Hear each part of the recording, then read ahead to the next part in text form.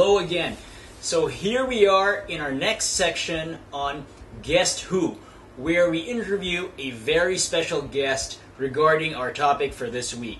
And as you know, our topic for this episode is all about green marketing. And for green marketing, we have a very cool guy who we met just today, and he's in the business of he makes different products, and some of these have an environmental theme. All right, so without further ado, I'd like to introduce Kuntos. Hey, Kuntos, what's up? So, welcome to the show, or maybe he should be welcoming us because we're visiting his shop this time, or his factory or warehouse, I believe, this time. So, Kuntos, could you please introduce yourself a bit more and tell us a little bit about your business? Hi, I'm Tosapon Supremati Kunwat, and our background is we have the factory who make plastic injection for about 30 years, and we started up the company called New Arriva, which produced a brand called Quali. And Quali has the concept of living with style, and we also have the idea of green marketing into our products. So do you think that Thailand is ready for green marketing or for green products? Just your opinion. Well, my opinion is I think that people are starting to be more and more aware, but it needs a lot more support from the government. I'd say that a lot of young Thai people like to say that they care about the environment, but the question now is, do they really buy products which are environmentally friendly or which have an environmentally friendly theme? Maybe the product itself is not environmentally friendly, but something which is related to the environment. What do you think? Well, I think right now people are trying to be more individualistic. They're trying to show who they are. So they want to buy the product that really show that they care about the environment.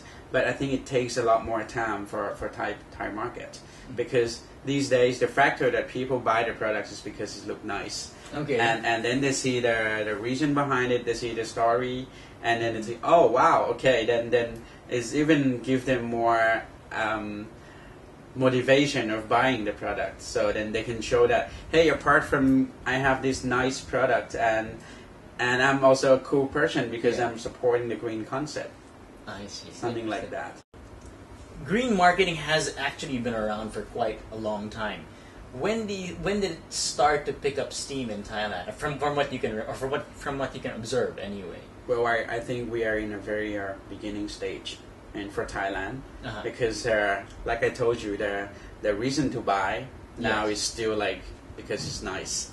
Okay. It looked nice, and then you see the theme. You see, okay. At first, you see the appearance first before you know the personality. Right. Then it's still like that. We are very young for this green concept. I see. Okay. And that brings me on to my next question, because earlier we said that it might be good to merge both objectives for the consumer, which is that you help them express themselves with something which looks nice, and at the same time you're allowing them to feel good about purchasing a product which helps the environment or which is environmentally friendly. So my question though is, do you think that green marketing would be effective in influencing people to buy a product, or does it simply make consumers feel good about a past purchase? Meaning they buy it because it looks nice, and after they buy it, then they feel good and they can tell their friends, oh, I bought it because it's environmentally friendly. That's I think I take both. I think people buy it because it looks nice, and then they can tell the story about it, and then they can feel good that, hey, I'm a supporter. I'm a big fan of a green concept, and I think it's not just a campaign anymore. I mean, many of the companies are using it as a campaign, but in the long run, I think the companies those are going to be survive are the people who concerned more about this, because sometimes it's not just that they pay more for the green concept product, but they don't pay for the product that damaged the world. Okay, I understand. So interesting. That's another way to look at it, isn't it? Oh, interesting. So, I think I don't know if this would apply to you, because in your case you're more of the supplier, right? You don't sell directly to consumers. We in the local market, we sell direct to the consumer. Okay, good. Yeah, so my question is, how can you, or how can a company in general, make the public or make the consumers feel that your company truly cares about the environment and you're not just trying to profit from it and ride on the wave just for the sake of profit? Well, I think it's something that you have to prove in the long run. It's not like you can't just show it for one day that, okay, especially for our product, it's plastic. Yeah. And you really have to show them that you really care. And the product will prove itself by the time like you come up with more and more products. And then the concept itself, we used our Facebook as a big tool to communicate to our fan. We have like 5,500 people around the world to be our fan. I think about 30% are Thai, and the rest are from everywhere. Right. And this is the stage where we show the idea of the product, how we make it, or the inspiration of the product itself, like why we make it, and the reason, the story that support this product, so people see and then, that's why, or something like that. I see. Okay, very interesting. Well, unfortunately, that's all the time we have for today. So before anything else, I'd like to thank Kuntos, who really gave up his time, and he's been very busy. Who's been very busy, and still he made time for us. So without further ado, let's take a look at some of the products that Kuntos makes, and let's just check it out and see how cool they are and how they merge both concepts of being cool and at the same time being environmentally friendly. So come, let's check it out.